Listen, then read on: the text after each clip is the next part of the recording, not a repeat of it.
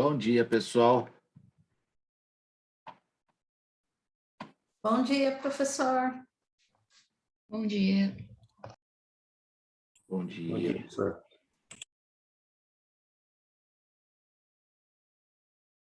Deixa eu ver se eu arrumo meu vídeo aqui.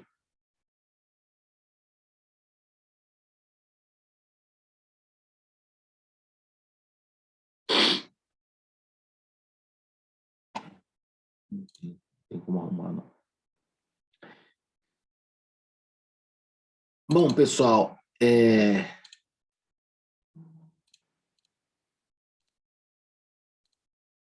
semana passada, antes da apresentação do vídeo lá do William Yuri, eu estava dizendo para vocês a respeito dos meios de solução de conflito, né? Reconhecidamente no direito coletivo do trabalho aqui. Aí só uma questão que eu preciso relembrar, que nas questões individuais, então, nas questões individuais, eu tenho só meios de solução de conflito. Não é que eu tenho só meios de solução de conflito, mas eu tenho meios de solução de conflito na esfera judicial. Eu não tenho outro meio de composição de conflito. Existe um meio que é meio híbrido, assim, que eu vou passar para vocês, mas ele caiu em desuso. Isso na esfera individual, que não teria relação nenhuma com com a nossa aula de hoje ou com a nossa matéria de direito coletivo. Mas é importante que eu diga para vocês terem conhecimento. Não sei se vocês sabem, até o ano 2000, existia a figura do juiz classista na Justiça do Trabalho. Talvez alguém já tenha ouvido falar disso, né? Juiz o quê, professor? Classista. Que susto, pensei que fosse fascista. Não. Existia a figura do juiz classista. Classista, de classe. Existia a figura do juiz classista na Justiça do Trabalho. E aí esse juiz, ele era indicado pelos sindicatos. Eles eram representantes sindicais da categoria. E eles compunham a mesa do Poder Judiciário. Você ia fazer uma audiência, você encontrava com um juiz classista lá. Então, tinham os juízes classistas, e a CLT até hoje usa algumas expressões, porque os artigos, apesar de estarem em desuso, foram revogados, né? E isso mudou em 2000. Então, como é que funcionava? Quando você chegava numa audiência, aqui, ó, na ponta da mesa, você tinha o juiz, desse lado aqui o auxiliar, né, ou o escrevente lá, escrevente ou técnico judiciário. É uma mesa, imagine uma mesa, ele aqui em cima. Aqui você tem sempre o reclamante, o autor da ação. Aqui, desculpa. Aqui você tem advogado do reclamante. Do outro lado, você tem advogado da reclamada. Aqui, desculpa, aqui é o advogado do reclamante. Faz tanto tempo que eu não faço audiência online, que é presencial, que eu não lembro mais. Da reclamada. Ano que vem volta, graças ao bom Deus. E aqui você tem o reclamante. Hoje é assim esse quadro. Então, se você for lá, vai ter uma mesa grande aqui, né? Vai ter uma mesa grande aqui assim, né? Uma mesa aqui, ela está disposta dessa forma de comprido assim. Tem um computador aqui para os advogados acompanharem os processos eletrônicos, né? O processo é todo eletrônico. Eu tenho o juiz aqui na ponta, eu tenho o auxiliar aqui que vai redigir na ata de audiência e fazendo os atos processuais ali, né? E aí eu tenho essa configuração aqui. Até 2000, não foi 2000, foi um pouquinho depois de 2000, foi 2004, 2003. Eu vou procurar o artigo aqui para vocês. Acaba-se a figura do juiz classista, então, antes, como é que funcionava? Antes de acabar a figura do juiz classista, então esse juiz classista ele era eleito pelas classes, ou seja, pelas categorias. Então eu tinha um juiz aqui que representava um juiz classista, não é juiz de direito, não é juiz concursado, não é juiz togado, né? Não são esses juízes, né? Então, antes de começar aqui, o juiz classista ele era nomeado pelo sindicato da categoria. Então, eu tinha um sindicato que nomeava um juiz classista, e aquele sindicato é o sindicato dos empregados, então, portanto, profissional, né? Como a gente utiliza aqui a expressão. Então, um juiz representando o sindicato dos empregados e um juiz representando o sindicato dos empregadores, ou o sindicato econômico. E quem que era esse juiz? Era um diretor do sindicato, era uma pessoa nomeada como juiz classista. E ele era emprestado, vamos dizer assim, ele trabalhava dentro da Justiça do Trabalho.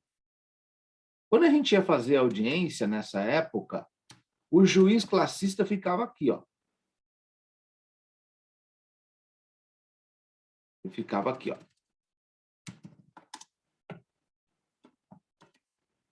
Qual que era o juiz classista que ficava aqui?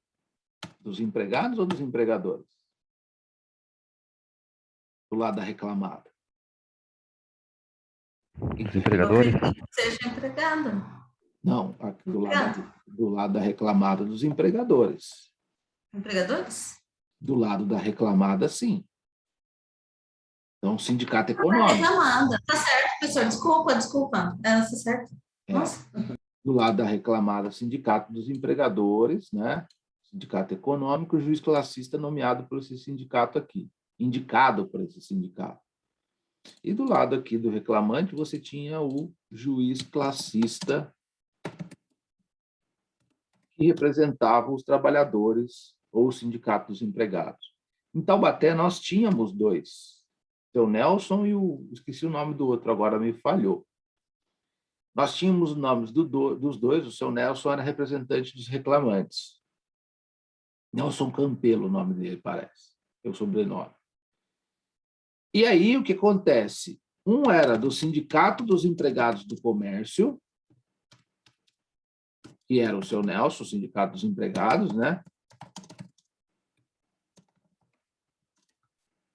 E o outro era Sindicato dos Comerciários, ou seja, dos empregadores, né? Dos comerciários. Que era representado o juiz classista aqui.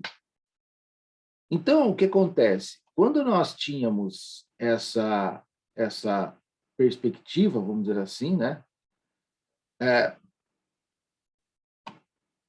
A gente tinha o auxílio desses juízes classistas, né? Então, eu tinha lá o auxílio dele, se eu estava pela reclamada, e o reclamante, se estava pelo reclamante, você tinha o juiz do auxílio classista. Eles nada mais faziam, eles não julgavam o processo. Eles só participavam da negociação. A negociação aqui entendida como conciliação dentro do processo judicial. Negociação na sua forma de... A conciliação, que é uma forma de negociação, mas na demanda judicial. Então, portanto, se é judicial, eu não estou falando de meio extrajudiciais de conflito, e sim uma demanda judicial, uma ação trabalhista, uma reclamação trabalhista, um meio judicial de solução de conflito. E isso veio até a abertura das câmaras sindicais para a conciliação.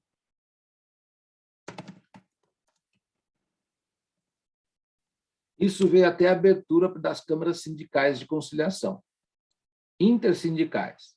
Em Taubaté, nós tínhamos aqui, não sei se está aberto até hoje, o fato que isso, infelizmente, caiu em desuso.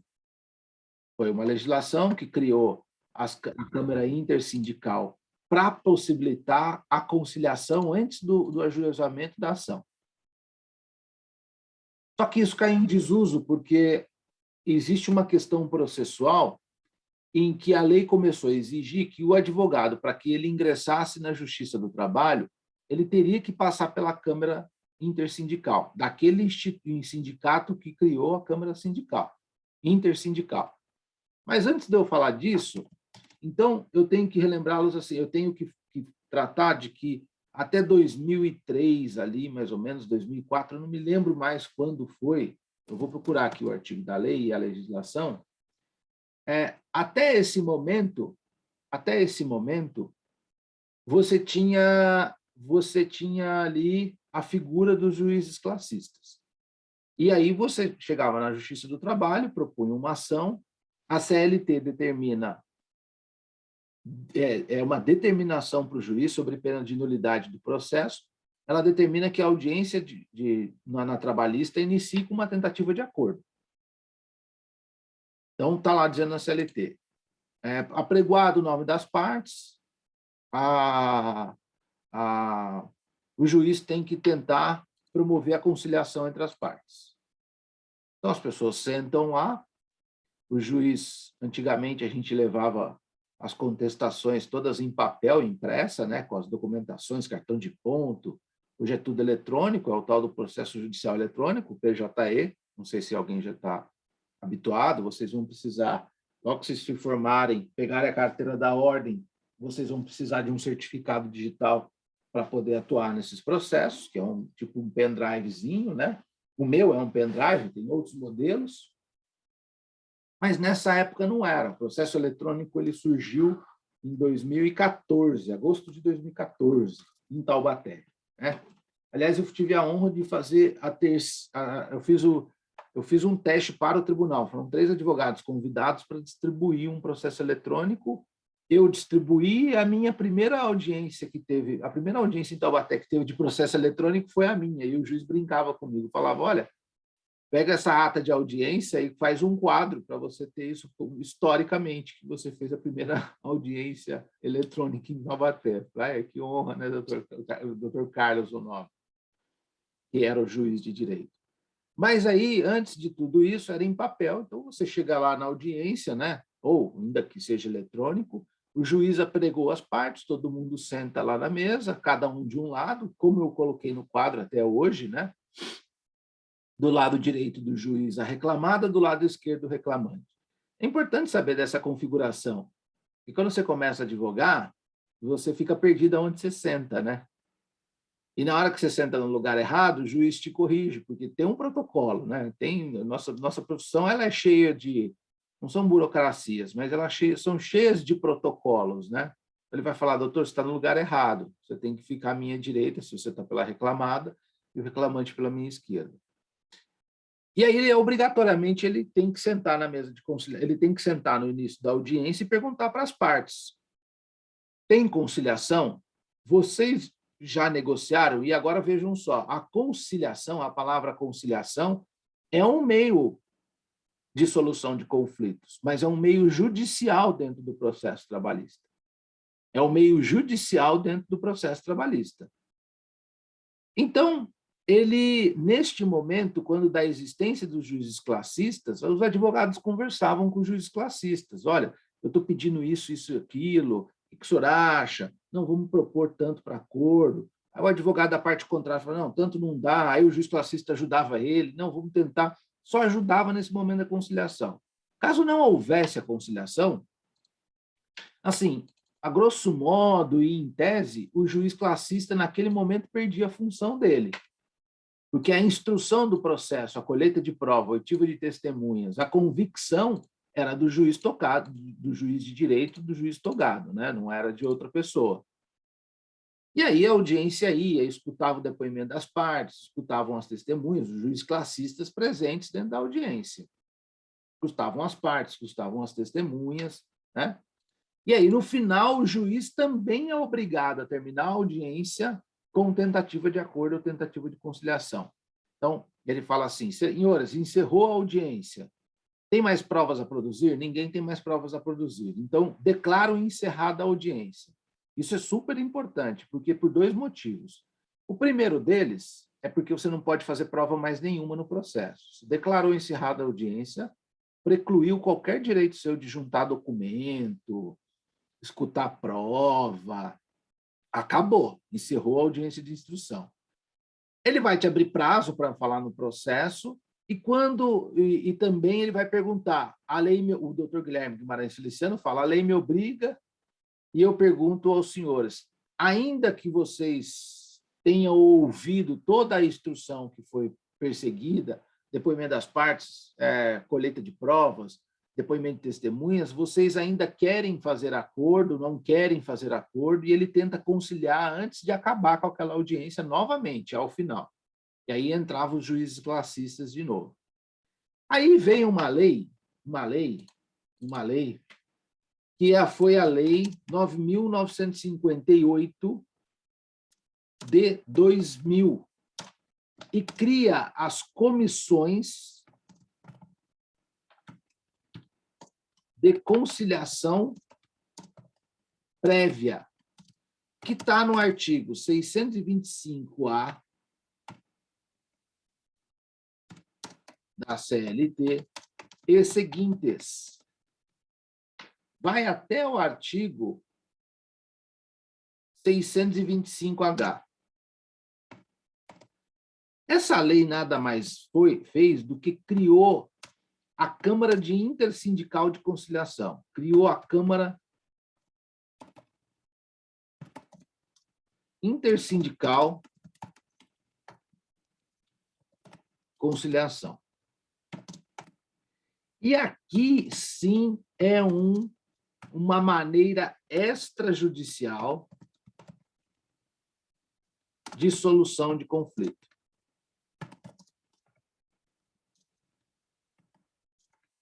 O que diz essa lei e os artigos 625 seguintes da CLT? Ele diz assim, olha, antes de você ajuizar uma ação trabalhista, você tem que passar na Câmara Intersindical. Eu vou copiar aqui mais ou menos, vou apagar esse meu quadrinho aqui. Ele fala assim.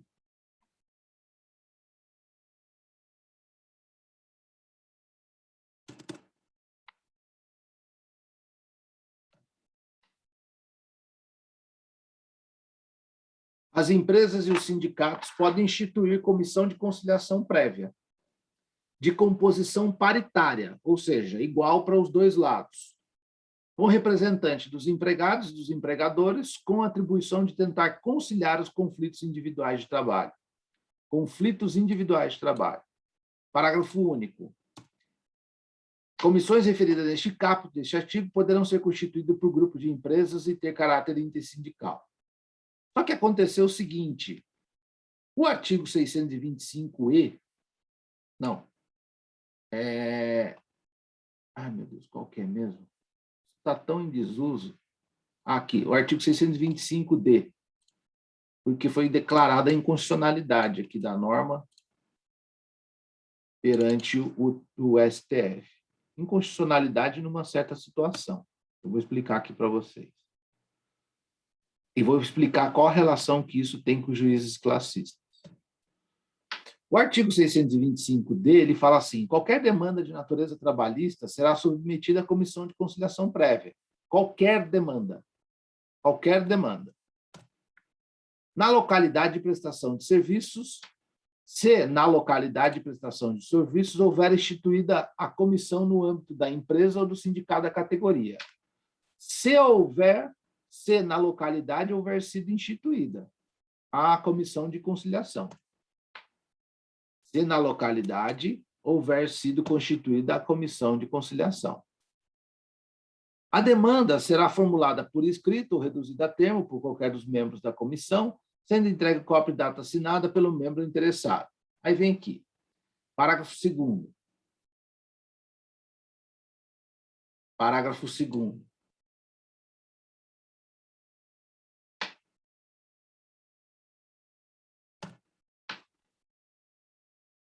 Vem aqui, ó. Não prosperando a conciliação, lá na Câmara Intersindical ou na Câmara Sindical de Conciliação Prévia, será fornecida ao empregado uma declaração de tentativa conciliatória frustrada, dava um documento, era como se fosse uma ata de audiência, com a descrição de seu objeto, firmada pelos membros da comissão, que devem ser juntada a eventual reclamação trabalhista. Só que o que aconteceu aqui? Quando surgiu, primeiro, essa legislação, ela nasce justamente porque acaba a figura do juiz classista. Então, o que se dizia do meio acadêmico na época e o que se dizia quando foi criada a comissão, as comissões de conciliação prévia pelos sindicatos? Se dizia assim, olha, isso o legislador criou para acabar com o juiz classista, e o juiz classista ganhava muito bem na época, diga-se de passagem. Repito, não era juiz de direito, não era juiz togado, não era juiz concursado, era juiz nomeado pelo sindicato das categorias. Aqui em Taubaté, era nomeado pelos sindicatos comerciários e empregados no comércio. E eles ganhavam muito bem, esse tipo de passagem, né? E a legislação acaba com a figura do juiz classista e dizem que foi com essa criação de comissão de conciliação prévia foi uma maneira de não acabar com o emprego deles. Eles saem do Poder Judiciário da qualidade de juiz classista, mas os sindicatos podem abrir as câmaras de conciliação e utilizam esses juízes classistas para esse papel de composição de acordo de forma extrajudicial. Aqui em Taubaté, nós tivemos o Sintec, Câmara Intersindical de Conciliação Prévia. Então, Câmara Intersindical de Taubaté, do Comércio, sei lá como é que era, eu puxei aqui, eu até achei aqui a denominação do Sintec ainda, existe aqui, ó. Professor, não entendi. Eles saem de juiz classista no Poder Judiciário e viram conciliadores, é isso? É porque, na verdade, eles já eram filiados ao próprio sindicato, você concorda?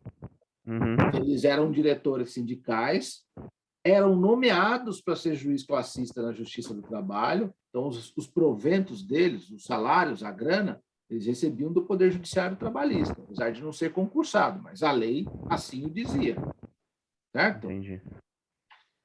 E aí acaba a figura do juiz classista. E o que você vai fazer com esse pessoal aí no Brasil inteiro que é juiz classista? Manda para a Câmara Intersindical. Aí dá a possibilidade dos sindicatos criarem, são os sindicatos ou até as empresas, podem criar câmaras intersindicais de conciliação. Que aqui, no caso, nós tínhamos o Sintec em Taubaté, ó, Câmara Intersindical de Conciliação Trabalhista do Comércio de Taubaté, Sintec Taubaté. Eu não sei se isso está funcionando ainda. O fato é que ninguém ajuiza mais demanda no Sintec. Por que não? Porque naquele momento histórico surgiu uma discussão que os advogados eram obrigados a ajuizar uma demanda no Sintec, e aí, caso não houvesse acordo, aí sim nós poderíamos procurar o judiciário. Então, a gente entrava no Sintec, e aí outra coisa, o Sintec não tinha qualquer punição para as partes que não comparecessem naquela audiência, naquele meio de solução de conflito extrajudicial, que era só uma tentativa de acordo. Se a reclamada ou a empresa não comparecesse, pena nenhuma tinha. Ele te dava a ata, dizendo, compareceu o doutor Lúcio junto com o seu cliente, o fulano de tal, mas a reclamada não compareceu ao Sintec. E você pegava aquele papel e você ajuizava a ação trabalhista. No Sintec marcava rapidinho, marcava 2, 3 semanas, já marcava a audiência ali de tentativa de conciliação. E quem presidia essas audiências, de um lado era o juiz classista, o Nelsinho, que representava os trabalhadores, e de outro lado era o juiz classista, que representava a reclamada. Eu não sei se é o Carlos Nogueira, o Jurandir colocou Carlos Dionísio, eu não me lembro o nome dele, agora me falhou a memória, eu não vou lembrar. E aí você fazia tentativa de acordo. Se saísse acordo, muito bem, e se não saísse acordo, você pegava aquele papel dizendo que não tinha saído acordo e ajuizava a reclamação trabalhista. Só que na doutrina, na jurisprudência, começou-se a discutir, isso começou a ser judicializado, que isso ofenderia o princípio do livre acesso ao poder judiciário. E começaram a dizer que isso não poderia ser uma condição de ação. Eu ter que ajuizar a ação na Câmara de Conciliação antes de entrar com a ação trabalhista, além de ferir o meu direito constitucional de acesso ao livre acesso ao poder judiciário, a garantia constitucional do direito de petição, né? feriria essa situação. E, além de ferir isso, na própria Justiça do Trabalho, a audiência obrigatoriamente inicia-se com uma audiência de tentativa de conciliação. Isso foi sendo debatido até parar no STF. Se vocês abrirem a CLT pelo site da presidência, vocês vão ver que os artigos 625 até o 625H, o que eu falei, o que fala da Câmara de Conciliação Prévia, eles não foram revogados. Alguns parágrafos têm assim, ADIM número tal, ADIM número tal, ADIM número tal. Para grosso modo, para vocês visualizarem, eu dei toda essa volta para dizer que isso é um meio de solução de conflito extrajudicial, mas que não teve sucesso. É a famosa lei que não pegou no Brasil. Aqui nós temos algumas leis que não pegam. De início, ela até tentou pegar. Mas qual era a grande reclamação dos advogados trabalhistas? Pô, a parte não é obrigada a comparecer. Vocês acham que a reclamada comparecia nessas audiências? Não comparecia, tinha que pagar custas, porque o Sintec tinha que sobreviver. A lei fixa que o Sintec podia cobrar custas pelo serviço que ele oferecia. É uma espécie de custas judiciais. Será que a reclamada tinha interesse de comparecer nessas audiências? Não tem pena nenhuma? Lógico que não. Aí você veda a pessoa de ingressar no Poder Judiciário porque você tem que ingressar na Câmara Intersindical de Conciliação Prévia. Aí ofende o direito de petição e o livre acesso ao Poder Judiciário, porque nenhuma coisa pode ficar fora de apreciação do Poder Judiciário, ainda que a sua ação seja julgada improcedente, mas alguém tem que falar sobre aquilo. Então, o STF reconheceu. Obrigar que o trabalhador ajuize demanda em Câmara Intersindical para que somente depois possa ajuizar a ação trabalhista fere a Constituição, fere o direito de ação, fere o direito de petição, e, portanto, nessa perspectiva, seria inconstitucional. Então, a partir desse momento do julgamento do STF, ninguém mais usou Câmara de Conciliação. Mas os artigos não estão revogados. Pode ser que algum fundão desse Brasil tenha sindicatos. Eu não sei se os sindicatos comércio, dos empregados do comércio e dos comerciários mantêm o Sintec se tem produtividade lá ainda hoje. Eu não tenho essa informação. Mas o fato é que nenhum advogado passou a ajuizar mais, procurar câmaras de conciliação para poder ajuizar a ação. E digo mais. Aqui está dizendo na localidade onde houver Câmara de Conciliação. Se houvesse uma localidade que não tinha Câmara de Conciliação, você não era obrigado a ajuizar a demanda na Câmara de Conciliação. E percebam que eu estou falando em demanda, não ação trabalhista, porque lá não é um órgão do Poder Judiciário. É uma Câmara criada pelo sindicato. Por isso que eu utilizo a palavra demanda, e não ação trabalhista. A ação trabalhista é no Poder Judiciário. Pois não, Isabel?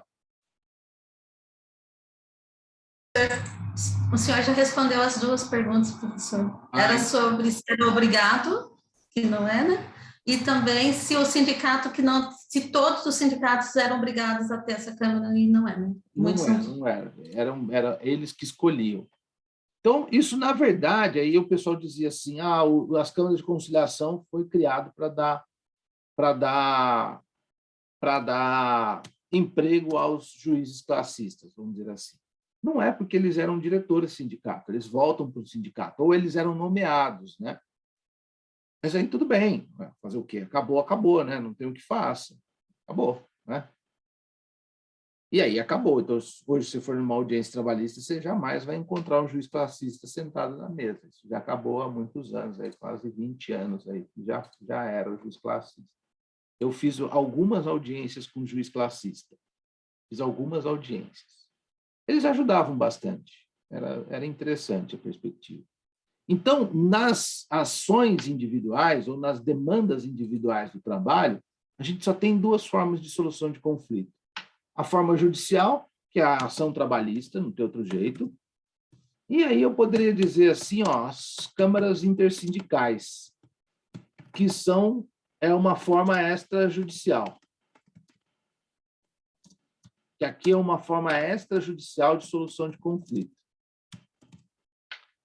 Só que eu não gosto de citar muito esse exemplo, porque caiu tanto em desuso que a gente não vê mais ninguém ajuizando demanda nesse sentido. Mas, professor, não deixa de ser uma conciliação isso daí, né? Não, não deixa de ser uma conciliação. E assim, ó, vocês vão ver que tem uns conceitos que diferem conciliação, de mediação e de arbitragem. No fundo, isso é meio que um Frankenstein ali, sabe? Porque é uma conciliação misturada com uma mediação, é meio um negócio mais estranho assim, não é basicamente uma conciliação na expressão correta do que é conciliação, do que é mediação, do que é arbitragem. Tá? Então, nós estávamos vendo aqui, né? Nós estávamos vendo que no direito coletivo do trabalho, no direito coletivo, no direito sindical, aula passada, a gente começou a ver que existem meios de solução de conflito que desagam naquela grande expressão ou na palavra generalista negociação. Então, existem meios de solução de conflito também no direito coletivo. Basicamente, eu vou encontrar isso tudo, quais são os meios, no artigo 114. Mas cuidado o aluno que for ler o artigo 114 da Constituição Federal, porque ele vai identificar outras coisas. Ele falou, pô, o professor é muito louco, porque o artigo 114 fala de competência. Competência da Justiça do Trabalho. Mas no meio dessa história de competência, ele trata dos meios de solução de conflito, ou pelo menos ele cita os meios de solução de conflito. Então, ele fala sobre competência. A OIT, a Organização Internacional do Trabalho, ela reconhece os meios de solução de conflito na esfera coletiva e ela divide, isso é reconhecido pela doutrina e pela jurisprudência, em 3 opções, ou em 3 meios de solução de conflito na esfera coletiva: judicial, aquelas que reúnem conciliação e mediação,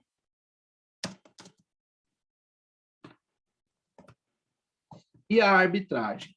No direito individual do trabalho, não cabe a arbitragem como meio extrajudicial. No direito individual do trabalho, não cabe a arbitragem. Não cabe a arbitragem, tá?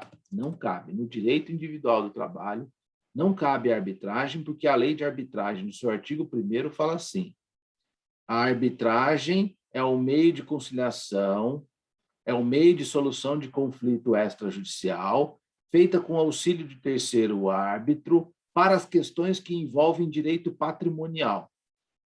Direito do trabalho envolve questões de direito patrimonial? É direito patrimonial disponível, que está lá assim. Direito do trabalho envolve direito patrimonial disponível ou indisponível? A gente não tem um princípio no direito do trabalho basilar que é o da indisponibilidade, da irrenunciabilidade? As normas não são de cunho público, ou seja, de caráter social e cogente, as pessoas têm que aplicar independentemente de qualquer coisa? Então, não cabe lei de arbitragem aqui, porque o direito patrimonial, ainda que fosse patrimonial, ainda que alguém falasse, professor, mas é patrimonial. Ainda que fosse patrimonial, ele não é um direito disponível. As partes não podem celebrar qualquer acordo que a lei não permita. E agora, nós temos aqui, olha, que lembrar que nós temos o artigo 611A, eu não sei se eu falei sobre isso, que é da reforma, e o 611B, que diz o que pode e o que não pode negociar em convenção coletiva. Né? Isso tem um tema aqui agora no STF, que é o tema ou 1048, eu não me recordo, ou 1046, que é um tema de repercussão geral a respeito do que pode, qual a autonomia da vontade coletiva sobre o legislado. Eu falei para vocês do 611A e do 611B?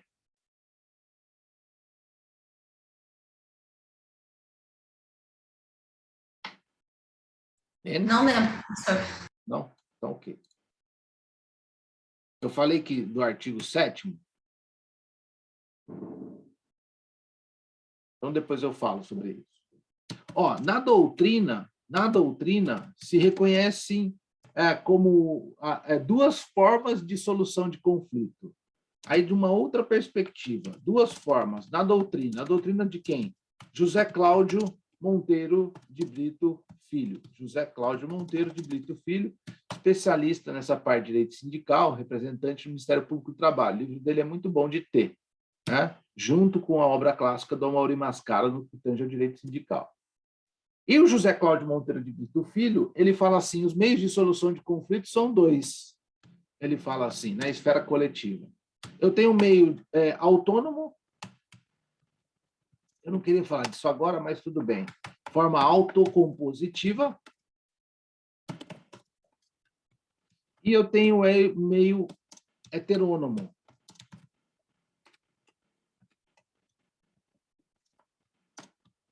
De forma heterocompositiva.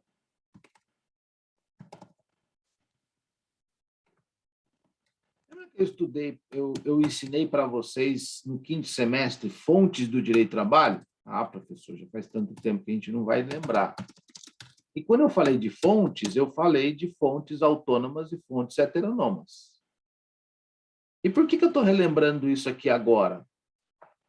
Porque para eu chegar no meio autocompositivo ou heterocompositivo, ou eu citar a expressão fonte autônoma e fonte heteronoma, eu disse no 5º semestre assim, que a fonte autônoma é aquela que as partes se resolvem. Uma fonte autônoma, sem intervenção de terceiros. Alguém sabe me dar um exemplo? Que vai desaguar lá. Qual vai ser o efeito? Porque existe um conflito aqui. Na aula passada eu falei, os interesses são antagônicos quando a gente trata de sindicato. Do lado eu tenho o sindicato dos empregados querendo um aumento de 10%, do lado eu tenho o sindicato dos empregadores querendo conceder só um aumento de 3%. Então, existem interesses antagônicos. Foi por isso que até que eu mostrei o filme do William Ury para vocês lá. Então, existe o interesse antagônico. Esse interesse antagônico, ele está lá. Está latente lá. Um quer dar 10%, um quer 10% e o outro quer dar 3%. Um quer retirar a PLR, o outro quer manter a PLR. Um quer retirar o anuênio, que foi instituído para a categoria, o outro quer conceder anuênio, aumentar o valor do anuênio. Existem interesses antagônicos. Quando as partes resolvem esse conflito de interesses antagônicos, a gente diz que isso é uma solução autocompositiva. As partes, sindicato dos empregados, sindicatos dos empregadores, sentam numa mesa de negociação e elas mesmas se resolvem. E elas mesmas se resolvem, sem a ajuda de qualquer pessoa. Eu, sindicato, e você, sindicato, nós resolvemos nosso conflito. Nosso aumento vai ser de 5%, nós não vamos tirar a PLR, mas, em compensação, vamos tirar o anuênio. Enfim, nós compusemos uma situação. Um conflito que surgiu de interesses antagônicos e agora a gente senta numa mesa de negociação e nós compusemos essa negociação. Nós chegamos a uma solução final. Essa solução final tem um nome. Vai desaguar no instrumento. Vai formar um instrumento, que eu sempre falei para vocês desde o 5º semestre. É fonte autônoma de direito de trabalho, fonte autônoma de direito de trabalho. Convenção coletiva de trabalho é acordo coletivo de trabalho. E é essa questão que o STF está se debruçando aí. O negociado vale sobre o legislado? Aí volta a repetir. O STF, em 2 demandas anteriores, falou, olha, tem que respeitar a autonomia da vontade coletiva privada, naquelas 2 questões que eu falei, que era de horas in itinere e era do PDV. Eu citei esse exemplo aqui na sala de aula. Então, dessa solução de conflito entre sindicatos, ou entre sindicato e empresa, porque acordo coletivo é entre sindicato e empresa, dessa solução de conflito que forma esse instrumento, é um meio autocompositivo. E por que é autocompositivo, professor? Porque não teve ajuda de ninguém, não teve intervenção de terceiros para essas pessoas entrarem nessa conciliação, vamos dizer assim, ou para essas pessoas resolverem o problema delas. E aí, olha, como meios autocompositivos, há uma divisão de quais são esses meios autocompositivos. A própria negociação, que é isso que a gente está citando, os sindicatos sentam numa mesa e negociam as suas cláusulas. Então, negociação de interesses de interesses econômicos, e eu falei quais eram os interesses econômicos semana passada, ou jurídicos, né? Interpretação de uma norma pré-existente, de algo que já está no ordenamento jurídico, enfim. Aí nós temos a mediação, aí nós temos uma autocomposição, um meio de solução de autocompositivo, a mediação. Aqui, olha, existe a figura de um terceiro. Só que esse terceiro, ele não tem poder de dar decisão, de dizer quem está certo ou quem está errado nessa negociação. Ele auxilia apenas no diálogo. No diálogo, ele auxilia apenas o diálogo, mas a decisão final é dos envolvidos na negociação. Ele só faz um meio termo ali, ele faz só um meio de campo entre os dois, ele só ajuda o diálogo para melhorar aquela negociação. Por isso que ele está caracterizado, a mediação, como meio autônomo, porque, no fundo, não é o mediador que resolve o problema. O mediador faz com que ele facilite o diálogo e as partes em si cheguem a um problema, cheguem à solução do problema, melhor dizendo. Então, as partes decidem o conflito. Aqui, as partes decidem o conflito. Ainda que exista a figura de um mediador, as partes decidem o conflito.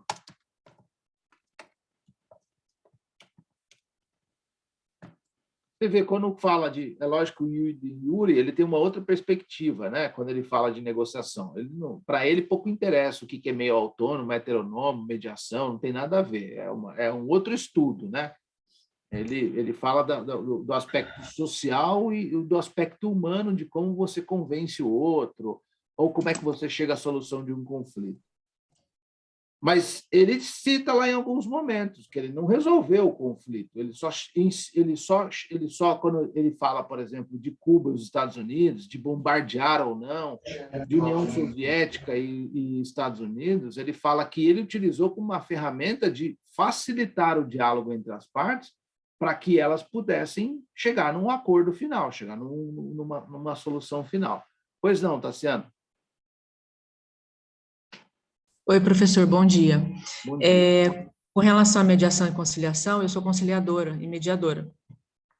A grande dificuldade que a gente vê, claro que eu nunca trabalhei, eu nunca fiz em uma trabalhista, mas a dificuldade que a gente vê são a atuação dos advogados, porque os advogados, eles não contribuem para o acordo, eles caminham em direção oposta. Muitas vezes a gente vê que a pessoa quer fazer um acordo, a pessoa quer solucionar, o advogado intervém e fala, não vamos fazer isso, para benefício próprio, para correr o processo.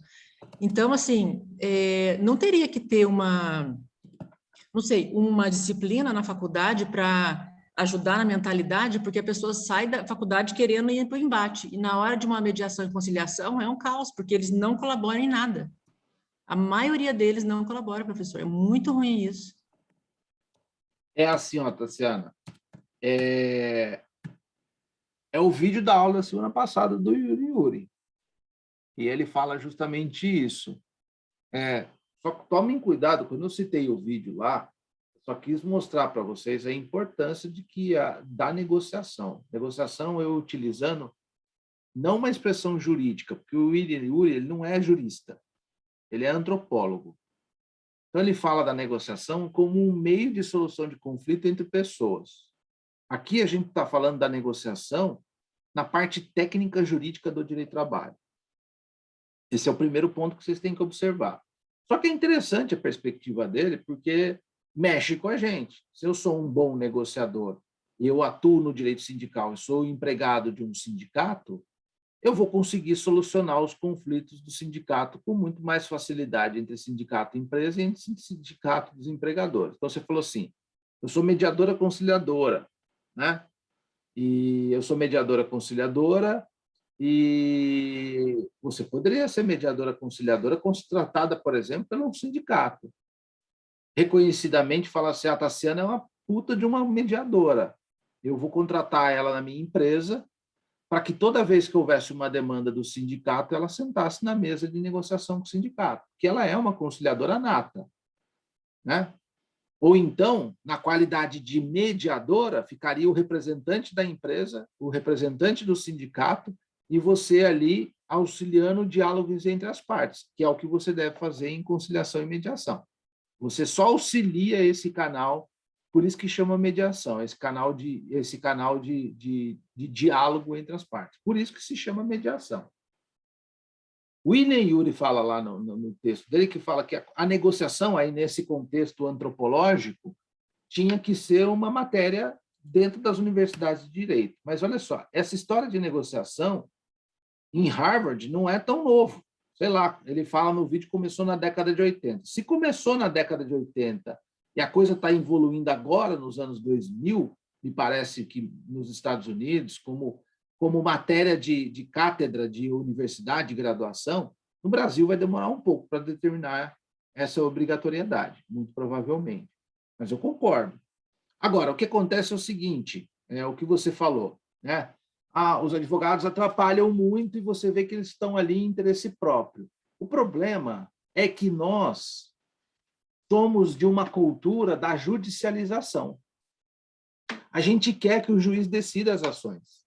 A gente não quer resolver os nossos conflitos.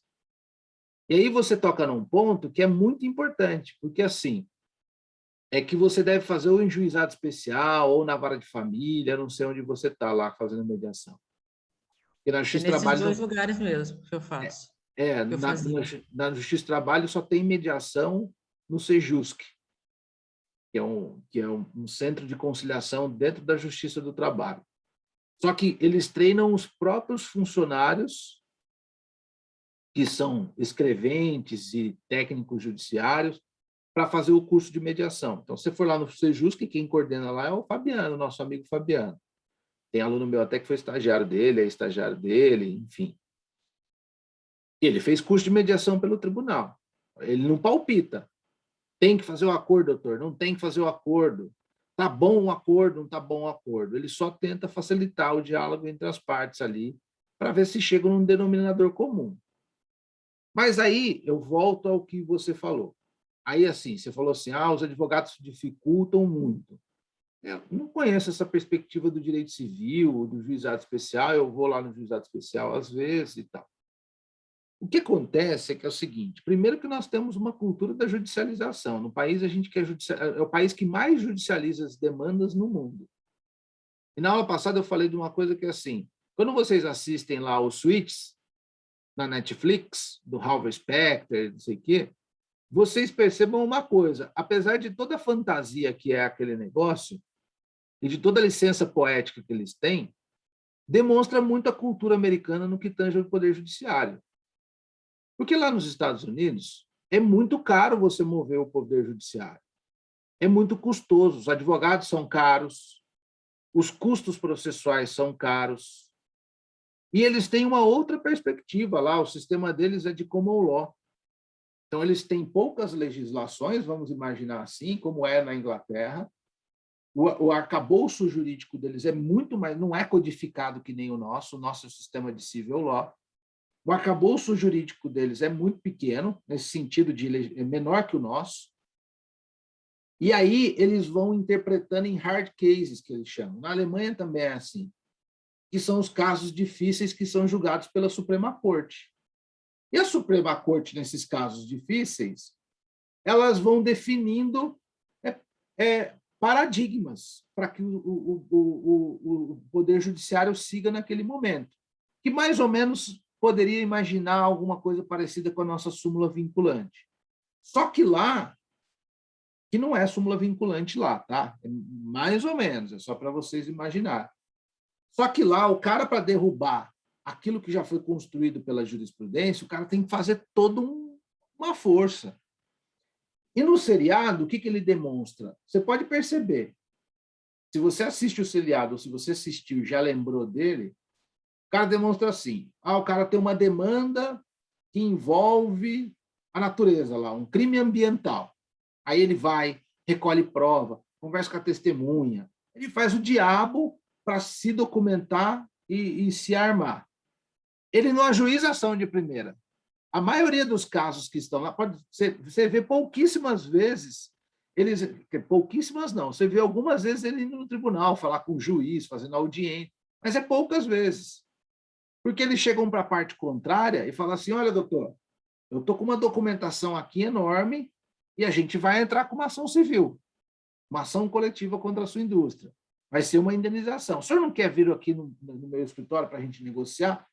O seriado inteiro passa em cima dessas tramas. Aí o cara vai lá, desconstitui prova, aí mata fulano, aí sequestra, não sei o quê, papapi, papapá, e senta lá na negociação. Aí, às vezes, eles ganham, às vezes, eles perdem, aí eles mais ganham do que perdem, que são os dois heróis ali do seriado. Mas eles não judicializam de pronto, porque lá é muito caro, lá é muito custoso, os honorários são caros, etc. E tal. E a população está acostumada, quem se serve do serviço jurídico está acostumada com esse sistema. Sabe que o judiciário é mais caro. Agora, no Brasil, não. E aí tem um outro ponto que é importante que se diga. Infelizmente, e aí não é na Justiça do Trabalho, não é culpa dos advogados, eu posso te afirmar isso de forma contundente. 50% dos clientes, eles só têm segurança numa decisão judicial. E você tem que fazer toda uma reviravolta para convencer que ele tem que fazer o acordo. E ainda ele pode sair dali, da audiência, falando que você, advogado, forçou ele a aceitar acordo. Então, olha como é difícil o papel do advogado nessa situação. É muito difícil. As pessoas, a gente vive, infelizmente, uma população muito grande, ignorante. Ignorante no sentido de ausência. Nós, a gente está fazendo direito, mas ausência de conhecimento. A população é muito simples. Então, eles credibilizam muito no Poder Judiciário. E tem juiz na trabalhista que eu acho que é sensacional quando o juiz fala isso. Tem um juiz que falava assim, o doutor Carlos Eduardo Viana, que está em Bragança, sei lá onde, ele falava assim, o senhor vai ficar satisfeito com a minha sentença? E se minha sentença não for boa para o senhor? Ele falava isso para a parte. Aí a pessoa, como assim? Porque eu não julguei o processo ainda. Pode ser boa para o senhor, pode ser mais ou menos boa, pode ser péssima para o senhor. Mas o cara não tem essa visão.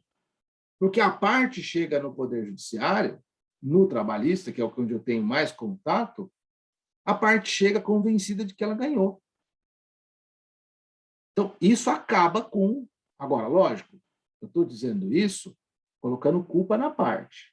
Isso acaba com o trabalho do advogado.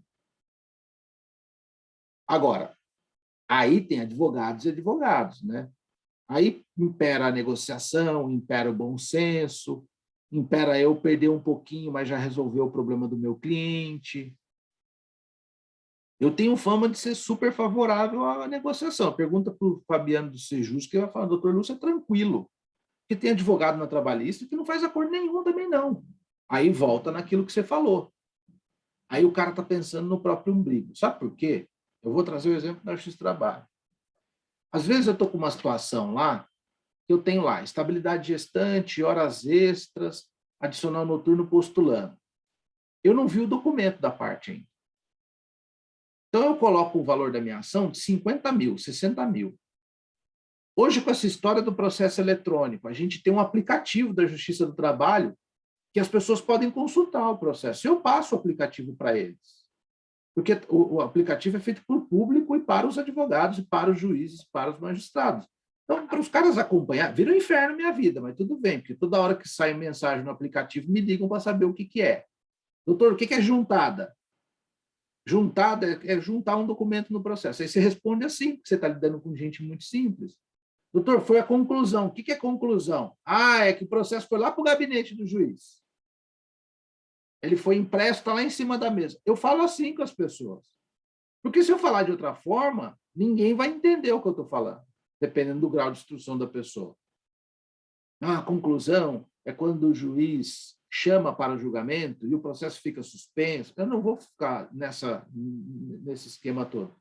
Só que é o seguinte, às vezes, quando a gente lida com alguns advogados, e esse doutor Carlos Eduardo Viana falava assim para mim, doutor, você nunca vai ficar rico na advocacia. E não estou dizendo que eu sou melhor do que ninguém, não, sabe? Não é isso. Eu falava assim para ele, por que, doutor Carlos, o senhor acha isso? Ele falou, porque você faz acordo. Eu falei, mas qual é o problema? Eu estou preocupado com a situação da pessoa que está vivenciando isso. E como eu lido com trabalhista, lido com pessoas que estão sem grana e tem que sustentar a casa. Eu falei, mas aí ele falava assim, a maioria dos advogados não fazem isso. Por quê? Porque eu estou com uma reclamação lá. Horas extras, estabilidade, adicional noturno. Aí eu estou pedindo 50 mil. Eu não vi os documentos, mas eu acho que eu vou ganhar uns 25 ali. A empresa chega e fala assim, dou 10 mil à vista. Tem advogado que fala assim, não faça acordo que vai dar 50 mil. O cara nem sabe se vai dar os 50 mil. Ele fala, não faça acordo, vai dar os 50 mil. Ele não quer os 10 mil. Aí a pessoa fica toda quieta, não fala nada. Mas, doutor, vou ganhar muito mais? Vai ganhar muito mais. Mas vai demorar, doutor? Não, é rapidinho, você ganha esse negócio aí. Aí o cara não faz acordo, a condenação vem em 20%, só que eu estou cobrando 30%. E como eu já tenho 20 anos de profissão, eu já tenho uma carteira enorme formada de ações. Eu não preciso daquela, porque se eu estivesse começando agora, e eu tivesse que sustentar o meu escritório, eu falei, não, faz um acordo de 10, pelo amor de Deus, que eu já pego 30%, 3 mil e já meto no bolso. Eu estou numa posição que talvez eu possa escolher isso. Só que eu pergunto para a parte.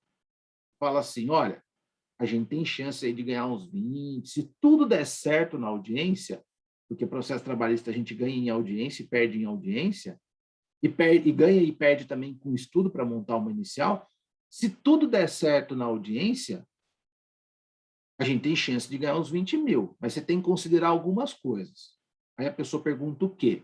Primeiro, um tempo médio de processo são 4 anos e meio, 5 anos. Você tem que estar disposta a esperar isso. E depois não adianta você falar que a culpa é do seu advogado ou que o seu advogado não está trabalhando direito. Porque é o tempo que você e Taubaté inteiro espera para um processo rodar. E segundo, você tem que ver a sua necessidade hoje. Para mim, seria melhor eu esperar. Mas qual a sua necessidade? Doutor, estou sendo despejada, estou sem grana, desempregado. Para mim, é melhor pegar os 10. Eu deixo a pessoa fazer. Agora, nem todo mundo é igual a todo mundo. Esse é o jeito correto de advogar? Não sei. Não vou dizer se é o jeito correto ou não é o jeito correto. É a maneira com que eu achei de atuar. E sou feliz assim, ponto final. Também não faço besteira, não faço acordo por qualquer coisa. Também não é isso. Mas eu concordo com você. Às vezes a população em si não está preparada para uma mediação e às vezes os próprios advogados não querem mediar, não querem conciliar, porque sabe que talvez numa sentença condenatória venha um valor muito maior para eles para receber do que aquela conciliação. Agora, existem estudos que dizem assim, quando as partes... Agora, a gente tem que deixar a vaidade. Por isso que eu falo que aqui no Brasil a gente não está acostumado com isso ainda. Isso é um germezinho que está nascendo uma planta, no meu entender. Tem uma professora do meu mestrado que dizia que o futuro do direito do trabalho é o direito coletivo, é a negociação, é essa perspectiva do Idem Yuri. É essa perspectiva do que você vê no Suítes e tudo mais. Mas quando você tem essa questão de negociar e de entrar numa audiência, você tem que pensar em vários fatores. Agora, tem gente que não, que pensa no seu próprio fator, que é o seu bolso. Ponto final. E aí, realmente, não chega a conclusão nenhuma. Né? Só para encerrar o que eu estou perguntando, depois o Jurandir levantou a mão e depois eu passo a palavra para ele. Ele abaixou, levantou, enfim. Vou dar um exemplo para vocês. Eu tenho uma cliente que trabalhava num restaurante pequenininho em Taubaté, no centro, antes da pandemia, e o restaurante já não estava bem. E não estava recolhendo fundo, não estava fazendo algumas coisas, e ela queria entrar com uma rescisão indireta. E eu sempre falo, a rescisão indireta é complicada, etc. e tal, mas eu quero, essa mulher só me prejudica, etc. e tal. Entramos com a rescisão indireta. Marcou a audiência no Sejusc, que é dentro do Poder Judiciário, lá com o Fabiano, que é um centro de conciliação. Ele é um mediador. A mulher falou assim, olha, meu restaurante está quebrado, era um restaurante muito pequenininho, não é um Gadioli da vida, não é nada disso. Meu restaurante está quebrado, o que eu tenho condições de pagar para ela são R$ 4.000 em 10 parcelas de 400. Ela queria, tipo assim, 9 parcelas de 1.000. Aí eu falei assim para ela, fulana, toma cuidado, em quem você está executando, quem você está processando, não tem poder aquisitivo. Porque também não adianta, Tassiana, você ter uma ação linda, uma sentença condenatória de 200.000 e não tem de quem receber. Os caras falam que ganhou, mas não levou. A sentença é linda, seu trabalho jurídico foi perfeito, mas você não vai ganhar. Qual a finalidade que você atingiu como profissional? Para mim, nenhuma. E eu falei para ela, olha, faça o acordo de 4. Doutor, mas está muito pouco, não é justo. Ela tem um carro, ela tem não sei o quê, ela tira dinheiro do caixa do restaurante. E na perspectiva dela, eu entendo a perspectiva dela, ela estava incomodada porque a moça tinha um carro, tinha isso, mas eu não sei se o carro era financiado, estava com busca e apreensão, estava passando dificuldade. Agora, eu sempre falo para eles, o empregado sempre acha que você vai estar muito bom se você tem um negócio. E ele acha que você é rico e ele é pobre. É isso, a temática é sempre essa. Isso não é uma crítica minha, não, mas é a percepção que eles têm do empregador. Se amanhã o cara aparece com um carro de 70.000, com um carnê de 60 meses, o cara está milionário com aquele negócio. Mais ou menos a média vai pensar dessa forma. Aí, para encurtar, veio pandemia. Não marcava audiência. A audiência que marcou saiu de pauta porque estava na pandemia, estava no auge da pandemia no passado. Eu entrei com o processo final de 2019 e só agora eu consegui. A mulher fechou o restaurante, mudou de endereço pessoal, eu não consigo nem citar a mulher mais, a dona do restaurante. Agora eu consegui citar, ela foi citada, não apresentou defesa, não constituiu advogado, porque ela está sem grana, o processo correu em revelia, professor, mas para você não é melhor? Mas significa que eu não vou receber. Porque, desculpa a expressão, mas se ela cagou e andou com o processo, significa que não tem de onde tirar dela. Porque quem tem patrimônio não quer perder fácil para os outros. Vou contratar um advogado e vou para cima. Ainda que eu esteja errado, vou tentar fazer alguma coisa para perder menos. E a moça está sem os 4.000 com uma sentença condenatória e eu não sei o que eu vou achar. E sabe o que vai acontecer? Já está tão desgastada a moça, porque ela está de saco cheio, ela acha que a culpa foi minha, não sei se ela acha, mas 2 anos e alguma coisinha, ela já ficou tão desgastada que essa senhora que deve para ela chegar amanhã e falar assim, eu tenho 4.000 à vista, ela está tão sacuda que ela vai pegar. Antes ela tivesse pego os 4.000, que era a necessidade dela, lá atrás. E aí não deu baixa na carteira, ela fica me pedindo a baixa. Eu falei, enquanto o juiz não julgar, não tem como falar de baixa na carteira. Então percebam que assim, a pessoa às vezes ela não entende que ela vai passar um sacrifício muito grande percorrendo um caminho judicial para aquilo. E ela também não quer. Agora, no juizado especial, eu confesso que eu não tenho tanta experiência. Você está me falando com os advogados ou na família. E pode ser realmente, né, o advogado não querer porque sabe que vai ganhar um pouco mais numa sentença condenatória. Mas corre um risco até de não ganhar, né? Às vezes a conciliação é nesse sentido, né? Então, no justiça do trabalho não é descomum a gente escutar exemplo de colega que falou, eu tenho um colega que pegou uma esposa de um juiz e ela era reclamante, só que o cara era juiz do cível no sul de Minas. Indicou ele para entrar com uma ação trabalhista contra uma empresa. E era uma questão que envolvia lá um acidente dessa moça. Eu não me lembro mais como era o caso. Eu sei que na primeira era uma questão muito divergente, discutida. A empresa ofereceu 100.000 para ela de acordo. O cara ia ganhar 20% ou 30%. Ele falou, faça acordo, faça acordo. Aí ela falou, não, porque eu acho que eu vou ganhar muito mais. Eu tenho quase certeza que esse direito. A ação foi julgada improcedente aqui, ela não ganhou nada. O cara foi para o tribunal reconheceu a sentença e no TST não deu nada também. É um risco que você corre. Então, se você está sujeito a correr risco, ótimo, porque não é você que vai julgar, é um terceiro que vai julgar. Então, no fundo, eu só estou dizendo tudo isso porque, às vezes, você solucionar o seu problema é muito mais satisfatório do que você deixar um terceiro julgar a demanda. Quer ver uma situação que é, na Justiça do Trabalho, para mim, é o grande exemplo disso? Vou dar um exemplo. Eu alego que eu sofri assédio moral de um gerente. E eu estou tão magoada, ou eu estou tão magoado, que eu quero, de certa forma, me vingar dele. Eu quero entrar com a ação, pedir danos morais, mas eu quero que ele se prejudique. Que o diretor da fábrica fique sabendo que ele é um assediador, que ele não vale nada, isso, aquilo outro, que ele é um filho da mãe, etc. e tal. Aí eu vou para a justiça. Eu tenho prova do assédio. Tem prova contundente, testemunha, WhatsApp, enfim. E eu estou lá, assim, babando, saindo sangue pelos cantos da boca, para ferrar o cara. Esse é o pior processo para mim que tem. Babando sangue pelo canto da boca para ferrar o cara. Aí eu falei, tá bom. Aí, acordo.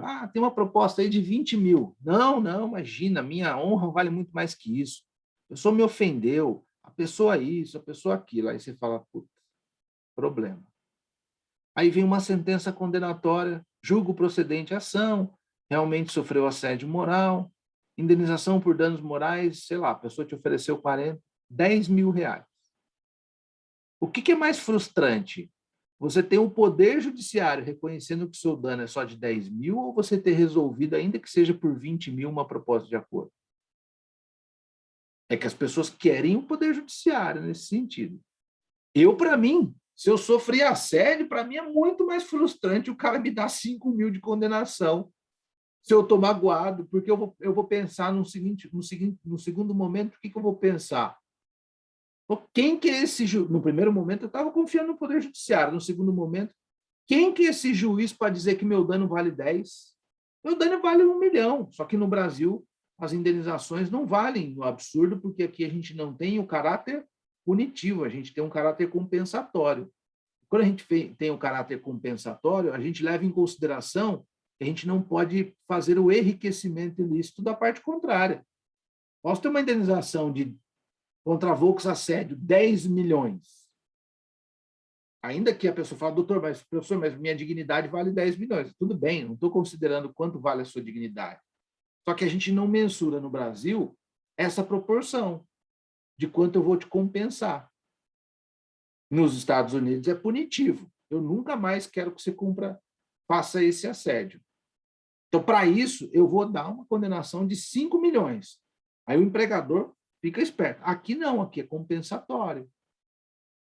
Pois não, o Jurandir estava querendo falar?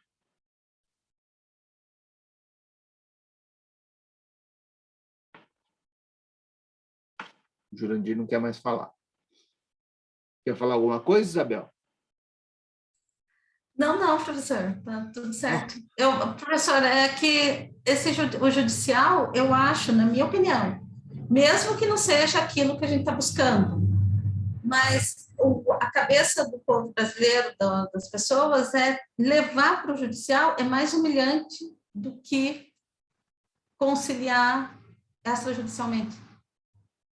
Acho que ontem, por exemplo, eu fiz uma defesa para um cara que tem um bar na Avenida Itália e ele não entendia, ele não pagou a rescisão do trabalhador e eu falava, você vai perder 11 mil reais, você vai perder 11 mil reais. E ele não conseguia entender isso. O cara não pagou a rescisão do trabalhador. Falei, seu risco mínimo de ação é 11 mil. Mas se chegar em 4, tá bom. Falei, cara, tá bom, tudo bem. Se ele aceitar, ótimo. Mas se ele não aceitar, você vai perder no mínimo 11 mil. Você não pagou a rescisão. Mas eu prefiro correr o risco. Falei, mas como assim você prefere correr o risco? Daqui a pouco o seu negócio está com 5, 6, 7 ações trabalhistas a 30, 40 mil cada uma delas. Você tem um passivo de 210 mil. Porque para quem emprega só tem duas soluções. Ou você tenta fazer o máximo possível de correto, ou você assume risco de tudo. Aí beleza, você vai chover de ação trabalhista a todo momento na sua empresa. Mas até aí, se você tem poder aquisitivo, você vai bancando os processos, está tudo ótimo. Até a Tassiana, acho que alguém trabalha na Volks aqui. Não sei se é Tassiana, marido da Tassiana, alguma coisa nesse sentido. Meu marido, professor. Por que uma Volkswagen da vida, o Banco Bradesco, o Banco Santander, Banco do Brasil, uma Unilever, uma Johnson, de repente não tem a política de fazer acordo? Primeiro, para não estimular os demais a entrarem com acordo na Justiça do Trabalho. Eles querem sentença condenatória. E segundo, porque o dinheiro para eles é mais barato na justiça do que no mercado financeiro. A rentabilidade do dinheiro de uma Volkswagen no mercado financeiro é muito maior. Aí o cara fala assim, quanto eu vou perder aqui? Aqui eu vou perder 100 mil nessa ação trabalhista? Beleza. Mas é taxa Selic, a taxa Selic está quanto? Já tem os juros. Vai me pagar aqui, eu vou ter que pagar 0,5% ao mês, mais ou menos, de correção monetária e juros aqui nessa ação trabalhista. Mas vai demorar 10 anos. Tá bom. 10 anos, o cara faz lá, coloca na HP lá, projeta para 10 anos o quanto ele vai pagar nesse processo. Vai duplicar, de 100 mil vai virar 200. Beleza. Eu tenho dinheiro no mercado financeiro. Vocês acham que a Volks, a Unilever, a Johnson, o Bradesco não tem dinheiro aplicado no mercado financeiro? Óbvio que tem. Aqui nessas minhas aplicações está pagando 2% ao mês de juros. Onde é que eu vou deixar meu dinheiro? Na ação trabalhista ou está me pagando 2% ao mês de juros? É lógico que eu vou deixar no mercado financeiro. E quando estourar a ação trabalhista, eu pago, sem problema nenhum. Aí é uma outra perspectiva. Aí é uma outra perspectiva, uma outra ilusão, é uma outra forma de pensar. Agora, eu tenho um médio e um pequeno empregador. Eu não posso pensar desse jeito.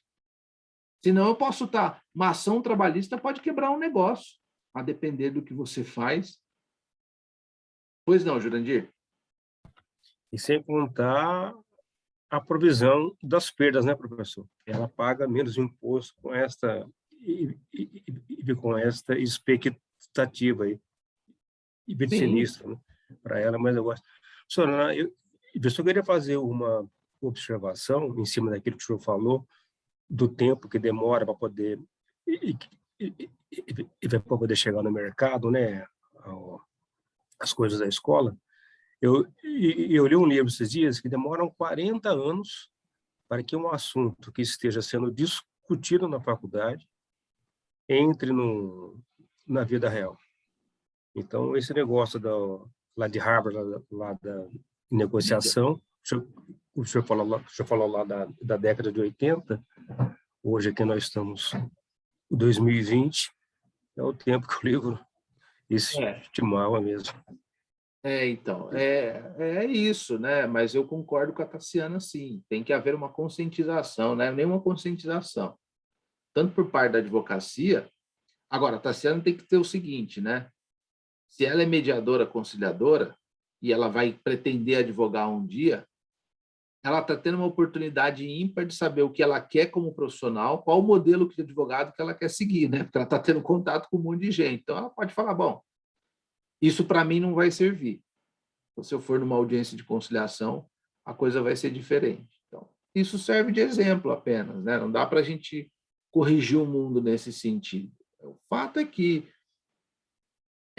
às vezes, as pessoas, ou porque querem mais, e aí um pouco de ganância, ou porque é vaidade, porque eu acho sempre que eu tenho razão e não quero negociar com o outro. Isso acontece muito no direito, muito na advocacia, ou por burrice mesmo.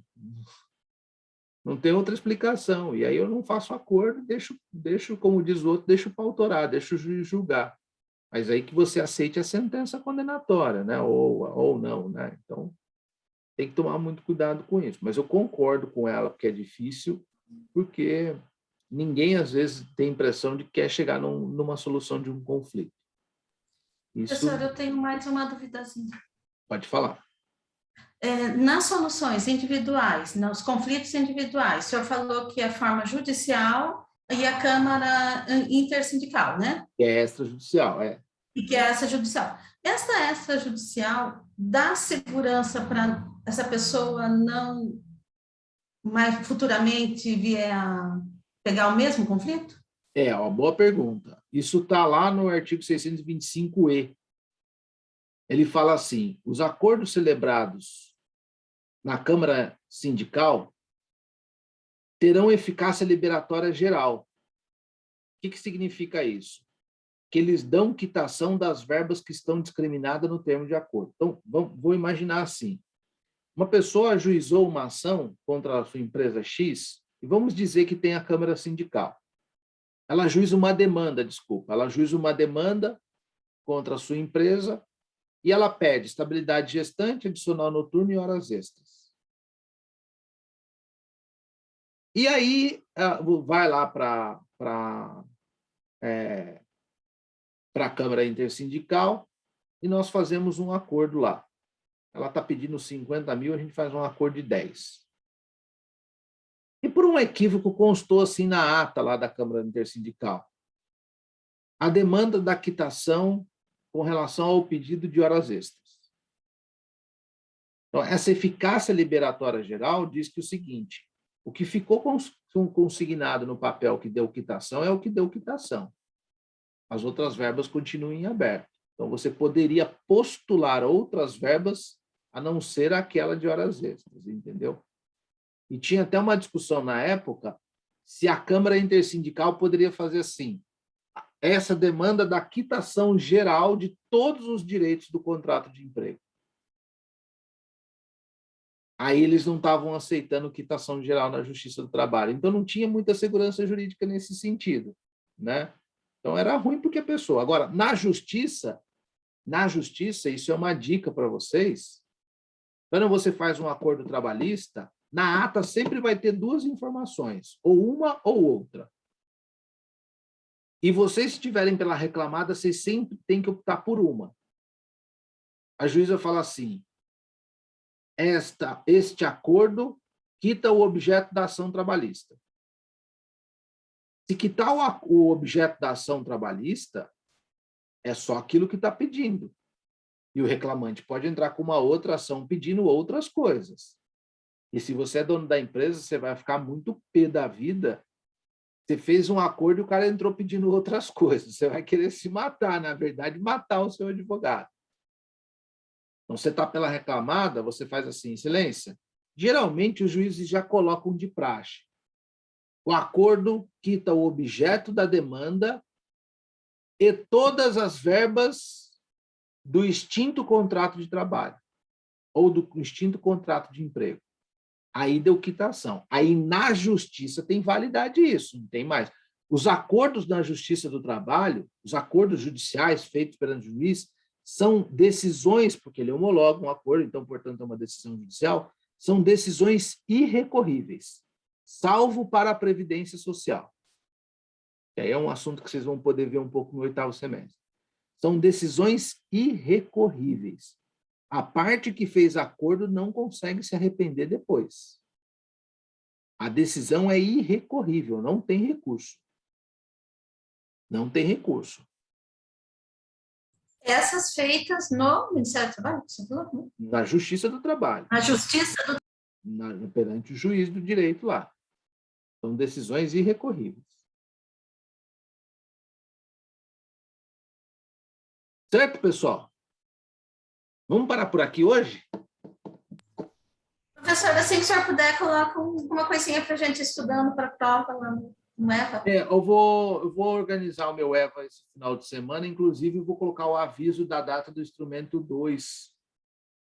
Porque o instrumento 1, eu nem corrigi o instrumento 1 de vocês ainda, eu vou tentar corrigir, foi trabalho para vocês, né? Eu dei um trabalhinho sobre a liberdade sindical, não foi isso? Bom, professor, o senhor poderia fazer igual o Murad fez com a gente. O que ele fez? O Murad, ele deu um trabalho, o trabalho vale 3, vale até 3, e 1 ponto de presença, de participação, de tudo mais. Aí o senhor não precisa dar um instrumento, corrige só uma coisa. Não precisa ficar livre de outro instrumento, professor. Tantos professores fazem assim. Olha, faz o seguinte, então. Vocês combinem entre vocês com a Fernanda e a Fernanda me comunica, porque eu fico um pouco sem graça de fazer isso, porque isso não foi combinado desde o começo do semestre. Se a turma inteira tiver de acordo, para mim, tudo bem. Aí vocês falam com a Fernanda fala, a turma está de acordo. Aí tudo bem. Tá jóia. Tá jóia, então. Tá bom. Tá bom? Tá jóia, professor. Obrigada. De nada. Obrigada, professor. Obrigado, professor. Também, amém. Fique com Deus. Obrigada. Tchau, tchau. Bom final de semana. Tchau, tchau. Bom final de semana a todos.